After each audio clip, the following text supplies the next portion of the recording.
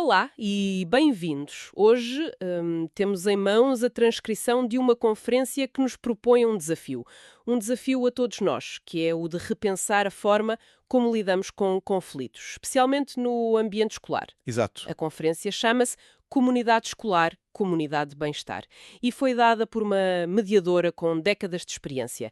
E a nossa missão aqui é, pronto, explorar a sua ideia central. Que é a de que, para resolver problemas de convivência, talvez não precisemos de regras mais duras. Mas sim de um novo par de lentes para ver o que realmente está a acontecer. Mudar de perspectiva? É uma premissa muito poderosa e essa metáfora das lentes que vamos explorar não é apenas uma forma poética de falar, é mesmo uma ferramenta prática. Certo. A forma como enquadramos um problema, a tal lente que usamos para o ver, determina as perguntas que fazemos, as emoções que sentimos e, claro, as soluções que encontramos. E o argumento principal é que a nossa lente tradicional, a que está mais focada na punição, pode estar a desfocar o que é mais importante. As relações humanas. Exatamente. Vamos então a essa metáfora. A oradora diz que a ideia lhe veio do livro Trocando as Lentes, de Howard Zehr, que é um dos pioneiros da justiça restaurativa, mas ela dá-lhe um toque muito pessoal, usando uma analogia com a fotografia que É muito clara. é ótima. Sim, ela descreve duas lentes de uma câmara. Primeiro, a grande angular. É fantástica porque é muito inclusiva, capta a paisagem toda. Vemos a árvore, o rio, a montanha, tudo. Mas tem um senão. Tem um senão, lá está. Distorce a perspectiva. O que está mais perto de nós parece desproporcionalmente grande e o que está longe parece quase insignificante. E a outra é a teleobjetiva, que faz o oposto. Exatamente. Permite-nos focar num detalhe muito distante com uma nitidez incrível. A folha de uma árvore a 100 metros, por exemplo. Mas o preço a pagar é que tudo o resto, a paisagem inteira à volta, fica completamente desfocado. Um borrão. Um borrão. E a oradora teve um momento de epifania quando percebeu que, na sua prática, estava a usar uma teleobjetiva. Ao lidar com um aluno com mau comportamento, focava-se com enorme precisão naquele ato, naquela infração. Mas todo o contexto, a turma, a escola, a história da criança, as relações, ficava de fora da fotografia? Completamente desfocado. E o que é fascinante aqui é de onde vem esta reflexão. Não é uma coisa puramente académica. Ela partilha um pouco da sua história pessoal, o que nos ajuda a perceber porque é que esta mudança de lentes foi tão vital para ela. E que história é essa? E essa experiência, claro, moldou a sua primeira lente. Faz todo o sentido. A história pessoal dela construiu a sua lente inicial. É a lente do certo e do errado, da regra e da consequência.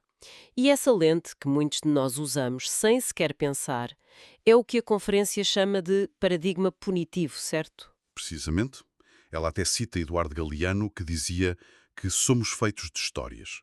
A história dela, tal como as nossas, fabricou a sua lente. Ela estudou direito, um sistema que, na sua essência, funciona com essa lógica retributiva. Uma lei foi violada, um culpado tem de ser encontrado e uma punição tem de ser aplicada. Exato. E ela percebeu que estava a aplicar essa mesma lógica, quase instintivamente, na escola. A jornada dela é a de quem se apercebe que a lente que sempre usou e que lhe parecia a única possível, se calhar não estava a mostrar a imagem completa. E essa lente antiga, o paradigma punitivo, é-nos tão familiar. A lógica é que a má conduta é uma afronta à autoridade e à ordem. Quebra uma regra e, para restaurar a ordem, o infrator tem de pagar. Mas admito que, ao ouvir isto, uma parte de mim pensa: bem, mas não precisamos de regras e de consequências para a sociedade funcionar. Não é assim que aprendemos. Claro, e essa é a questão central. A conferência não defende a ausência de consequências. De todo. O que ela questiona é a natureza e o propósito dessas consequências. O paradigma punitivo acredita que a dor do castigo ensina uma lição. Mas ensina a lição certa? É uma boa pergunta. E a oradora mostra como esta crença está enraizada em ditados populares que repetimos sem pensar. Sim, ela menciona alguns que são arrepiantes quando paramos para pensar neles. De pequenino se torce o pepino. Exato. Que sugere que as crianças são objetos a serem moldados pela força. Ou, ainda pior, pau que nasce torto nunca se endireita. Isto é de um determinismo brutal. Implica que algumas pessoas estão simplesmente estragadas desde o início e que não há nada a fazer. Lá está. Estas frases revelam o âmago da lente punitiva. O foco está no deséfice, no erro, no que está errado com a pessoa. Para nos ajudar a construir uma alternativa, a oradora evolui a metáfora. Pede-nos para imaginar um par de óculos. Ok. As nossas crenças, mais profundas, como as que estão nesses ditados, são os aros dos óculos. Dão a estrutura. Mas os valores, aquilo que realmente nos importa, são as lentes através das quais vemos o mundo. Então, se quisermos mudar o que vemos, Temos de mudar as lentes. e as novas lentes que ela propõe são feitas de 3 valores fundamentais para o que chama de comunidade de bem-estar: respeito, dignidade e preocupação mútua. E o que é poderoso nestes 3 valores é que eles funcionam como uma ferramenta de diagnóstico. Quando ocorre um conflito, em vez de perguntar que regra foi quebrada, a comunidade passa a perguntar onde é que o respeito falhou. De que forma é que a dignidade de alguém foi negada? Como é que a nossa preocupação mútua foi rompida? Exatamente. Isto transforma o problema. Deixa de ser uma infração abstrata a uma regra e passa a ser uma ferida concreta numa relação. Algo que precisa de ser curado, não apenas punido. Isso implica também um ambiente justo, e aqui a conferência faz uma distinção muito útil entre igualdade e equidade. É algo de que se fala muito, mas que nem sempre é bem compreendido. Sim, é uma distinção crucial. A igualdade é dar a todos a mesma coisa. Por exemplo, dar a todos os alunos o mesmo livro. A equidade é garantir que todos tenham o que precisam para atingir o mesmo objetivo, que é aprender. Certo. Se um aluno tem dificuldades de visão, a equidade não é dar-lhe o mesmo livro, é dar-lhe um livro com letras maiores ou um audiolivro. A oradora diz que tratar todos da mesma forma só é justo se todos partirem do mesmo ponto. E nós sabemos que, na vida real, isso quase nunca acontece. Uma comunidade de bem-estar tem de ser equitativa, não apenas igualitária. Precisamente. Ok, então se a base são estes valores, respeito, dignidade, e o objetivo é a equidade, a forma como se lida com um problema tem de ser radicalmente diferente. O lema, segundo a fonte, passa a ser as relações em primeiro lugar. Sim, o dano não é primariamente contra uma regra, é contra uma pessoa e uma relação. E isso redefine o próprio propósito da justiça. Totalmente. A oradora partilha uma citação de Kay Prentice que é demolidora para a nossa visão tradicional. A justiça não é sobre vingança, mas sim sobre ficar bem. Ficar bem. O foco deixa de ser fazer o infrator pagar e passa a ser restaurar o bem-estar e a segurança de todos os que foram afetados. E esta mudança de propósito altera tudo, a começar pelas perguntas que fazemos. Certo. A lente antiga, a punitiva, faz 3 perguntas. 1. Que regra foi violada? 2. Quem foi? E 3. O que merece como castigo. É uma lógica muito linear, muito focada no passado. E a lente restaurativa? A lente restaurativa vira tudo ao contrário. As perguntas são: primeiro, quem foi magoado? Segundo, quais são as necessidades dessas pessoas? E terceiro, de quem é a obrigação de dar resposta a essas necessidades? Gosto dessa mudança. Repara, o foco sai da culpa e do castigo e vai para o dano e a reparação. E a última pergunta é subtil, mas genial. Não pergunta quem é o culpado. Pergunta de quem é a obrigação. Exato. A obrigação é, claro, de quem causou o dano, mas também pode ser da comunidade, que tem a obrigação de apoiar tanto a vítima como o infrator no processo de reparação. A teoria é interessante, mas sou obrigada a perguntar: como é que isto funciona na prática? Parece um pouco utópico. Numa escola real, com problemas reais de bullying ou indisciplina, como é que se passa da punição para esta abordagem sem que pareça que estamos a ser brandos demais? É a objeção mais comum e a mais importante. E a conferência é muito clara nisto. Esta abordagem não é mais branda, é mais exigente. E para perceber porquê, temos de analisar os efeitos da punição que a fonte argumentam serem profundamente negativos. Ok. Primeiro, quando uma pessoa é punida, a sua energia foca-se imediatamente na autoproteção. Pensa, isto é injusto, eles estão contra mim, como é que me posso safar disto? A pessoa sente-se uma vítima, o que torna quase impossível sentir empatia por quem realmente o magoou. Exatamente. O cérebro entra em modo de sobrevivência. A capacidade de reflexão, de empatia, de pensamento complexo sobre o impacto das nossas ações fica drasticamente reduzida. Faz sentido. Segundo, a punição modela o uso do poder sobre os outros. Ensina que quem tem mais poder pode impor a sua vontade através da força. E terceiro, e talvez o mais contraproducente, a punição isola. E a responsabilidade genuína, a que leva à mudança, exige conexão. Exige conexão. Exige que nos conectemos com o impacto dos nossos atos e com as pessoas que magoamos. O isolamento impede isso. Isto é que é só um ponto crucial que a fonte realça. A punição raramente responde às necessidades das vítimas. Se calhar o que a pessoa que foi magoada mais precisa não é ver o outro sofrer, Sem dúvida. mas sim outras coisas que o castigo não proporciona.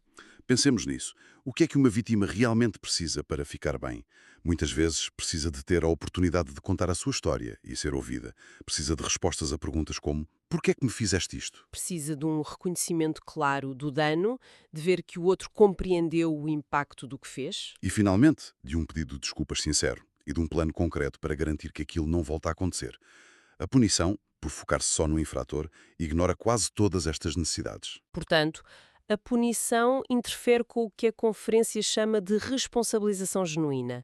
Não se trata de evitar a responsabilidade, mas de a procurar de uma forma mais eficaz. Mas como é que se leva um jovem a sentir essa responsabilidade em vez de apenas dizer as palavras certas para se livrar do problema? A resposta da fonte a essa pergunta é que a responsabilização não é um evento, é um processo.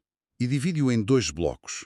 O primeiro é um trabalho que a pessoa que causou o dano tem de fazer, com apoio. Tem de ser levada a reconhecer o dano. A admitir que tinha o poder de escolher agir de outra forma. E, crucialmente, a compreender em profundidade o impacto que as suas ações tiveram nos outros. Não basta dizer peço desculpa, é preciso entender pelo que se está a pedir desculpa. E o segundo bloco? O segundo bloco é o trabalho com a comunidade. Foca-se em duas ações. Primeiro, tomar medidas concretas para reparar o dano, sempre que possível. Isto pode ser desde um pedido de desculpas público a ajudar a consertar algo que foi estragado. Ok. E segundo, e este é o passo que a punição ignora, é identificar e mudar os padrões de comportamento que levaram àquela ação. A comunidade não está ali para apontar o dedo, mas para ajudar a pessoa a perceber o que a levou a agir daquela forma e a encontrar estratégias para que não se repita.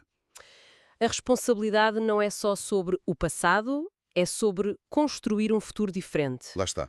Esta ideia de envolver a comunidade é uma mudança de paradigma total. O foco deixa de ser o aluno-problema isolado. A pergunta deixa de ser o que é que esta criança tem de errado? E passa a ser o que não está a funcionar entre nós. Ou, ainda mais fundo, o que tem de mudar na nossa comunidade, na nossa escola, para que isto não aconteça novamente. Isto é revolucionário.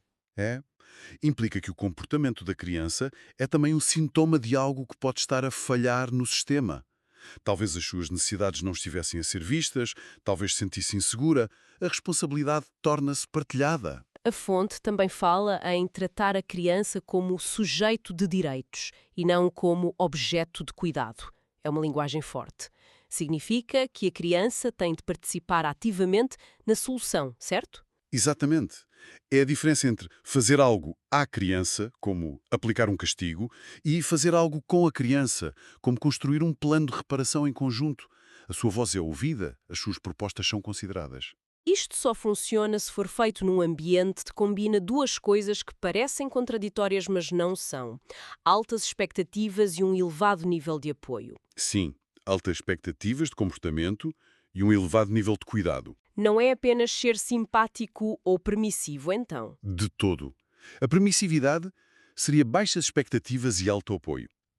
A punição é altas expectativas e baixo apoio. O desafio é estar no quadrante do alto-alto. Certo. A fonte resume esta atitude numa frase que, para mim, é o coração de toda a conferência. Não interessa o que fazes, vou continuar a cuidar de ti e a ajudar-te a assumires a tua responsabilidade. É uma mensagem poderosa. O comportamento é inaceitável, mas a pessoa nunca deixa de ser digna de pertença e apoio. É muito mais difícil de fazer do que simplesmente castigar. Mas o potencial de transformação é imensamente maior. A conferência aproxima-se do fim e exiga estas ideias ao nosso tempo. Menciona a sobreposição de crises económica, pandémica, a guerra e o impacto brutal que isto tem nos jovens. Sim, na saúde mental e no comportamento. O aumento da violência juvenil é apresentado não como um problema de maçãs podres, mas como um sintoma coletivo. Sim, um sintoma de um mal-estar profundo. Um sinal de que as necessidades fundamentais de segurança, pertença e dignidade de muitos jovens não estão a ser satisfeitas. E por isso o apelo final não é para uma receita mágica. Não de todo. Não é para se comprar um programa ou um manual. É algo mais humano e mais urgente. É um apelo a uma mudança de postura.